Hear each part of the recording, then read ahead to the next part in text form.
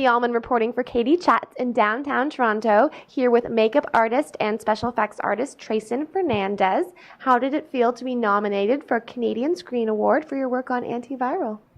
It's actually quite a surprise to get nominated, just because I've not been doing it as long as a lot of the other people that were nominated. So it was just a pleasure to be nominated.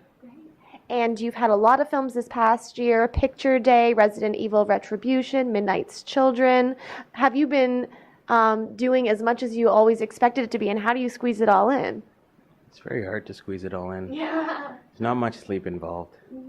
It's just I take whatever I can get at the time, just because we do have downtime, and I don't want to be stuck with nothing. So whenever I can squeeze stuff in, I will. And once you get the script, what's the artistic process like in terms of working with the director, etc.? Usually I'll go through the script and kind of block out what is makeup, what is effects, as far as regular, if I'm keying, and just do a breakdown of it. And then I'll take that back to the director, depending on time, and we'll sit down and kind of notch things out as to, I need to get his kind of creative juices flowing as well to get what his thoughts are. Because writing it down on paper is one thing, but to actually have it physically seen after it's been written down is a whole different process.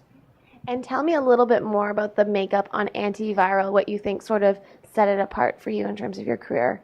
Antiviral was very interesting, just because in that film we kind of focused on a lot of really tight shots.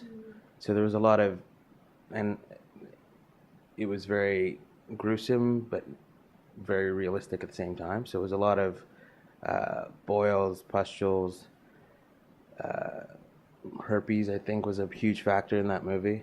But there's a lot of tight shots, so it'd be stuff that you would see on the big screen as is. So like a small little tiny pimple that, on a big screen would look big.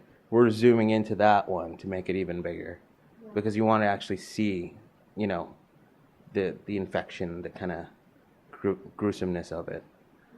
And you have a bunch of projects coming up this year. There's already 4 listed on IMDb. What are some of the interesting effects that you'll be creating?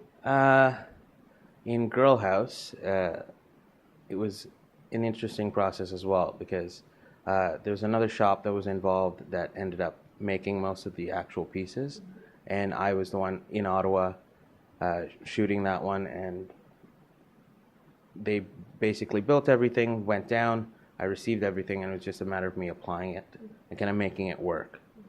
And then actually while we were in Ottawa, I jumped onto another project while I was down there. As soon as that one was done, we jumped onto Clown. And what was it like working on Clown? Clown was very interesting because we also got to work alongside of Alterian Effects, which is based out of LA. And they were dealing more with the bigger creatures, where we were dealing with the effects side of things. Plus, they had a whole different makeup department. So it was almost 3 teams kind of intertwining and helping each other out when we could. And you also teach as well. What's your favorite part about that? I do teach as well, and it's I teach at the school that I had originally studied in. I think just seeing new artists coming into it and kind of relaying back to what I used to do when I was in school. And just kind of, I've gone through all these problems making stuff in shop. So I can kind of relay it to them and be like, that probably won't work. This is why. I've done this before. You probably should kind of listen to what I'm saying. And it also helps me build a rapport with the students, because I can always take them on to jobs later. It's almost sort of like marketing, or like fishing for new talent in a way as well, because I bring a lot of students on for theater jobs, fashion jobs, and some film jobs if I have the opportunity to bring more than one person on board.